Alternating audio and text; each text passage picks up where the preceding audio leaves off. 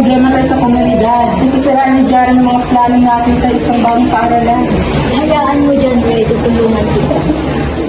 Gawin niyo ang lahat para sirain ang plano nila Sir. Hindi ko siya papatayin. Guys, tulungan mo kami. Apekto ang aming negosyo dahil sa mga plano ni Jared. Huwag kang mag-alala, Pio. Tutulungan kita. Assalamualaikum warahmatullahi ta'ala wabarakatuh. Mga kababayan, kailangan natin ipaglaban ang ating mga karapatan at kailangan natin suportahan si License. Yung mag-alala, Piang John Ray. Hi, License! Hello! Dito kami para sa iyo. Kawanat alam namin ang kalagan ng public administration. Maraming salamat sa inyo!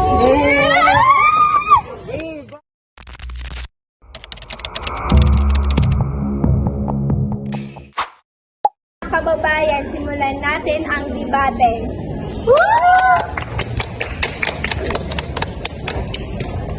Ang public administration ay tungkol sa pagmamahal sa bayan at paglilingkod sa mamamayan, hindi sa pagpapayaman sa sarili.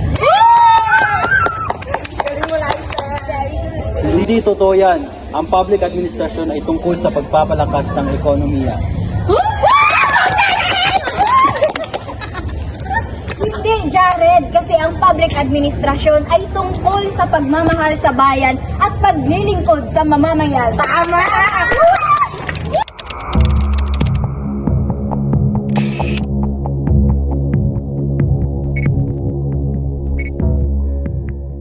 Ngayon, i-aanunsyo natin kung sino ang nanalo sa debate.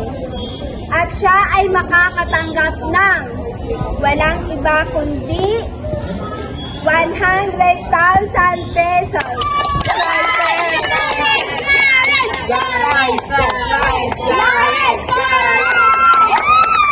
License, please come forward. Anong masasabi mo dahil nanalo?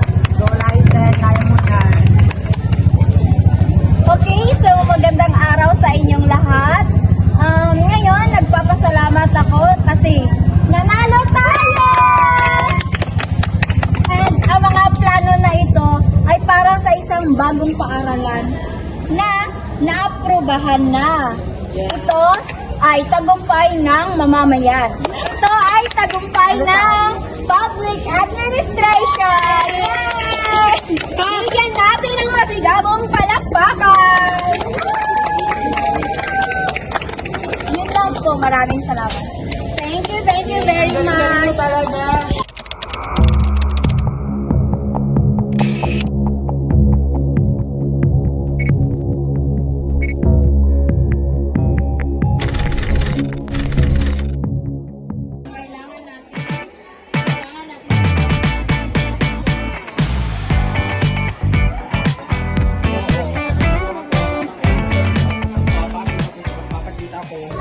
Ngayon, higit pa sa dati, kailangan nating magkaisa.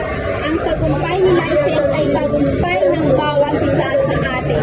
Mga kaibigan, nandito tayo ngayon para ipagtanggol ang mga karapatan natin. Para suportahan ang mga plano ni License. Tama, ipaglaban natin ang ating karapatan. Hindi tayo magpapatalo kay Jared. Salamat sa inyong mga suporta. Ang laban na ito ay hindi lamang para sa akin, kundi para sa mga susunod na henerasyon. Kailangan natin ipakita na ang boses ng mamamayan ay mahalaga! Ano bang nangyayari? Ba't ang rami sumusuporta kay Lysel? Kailangan kong gumawa ng hakbang. Hello, boss.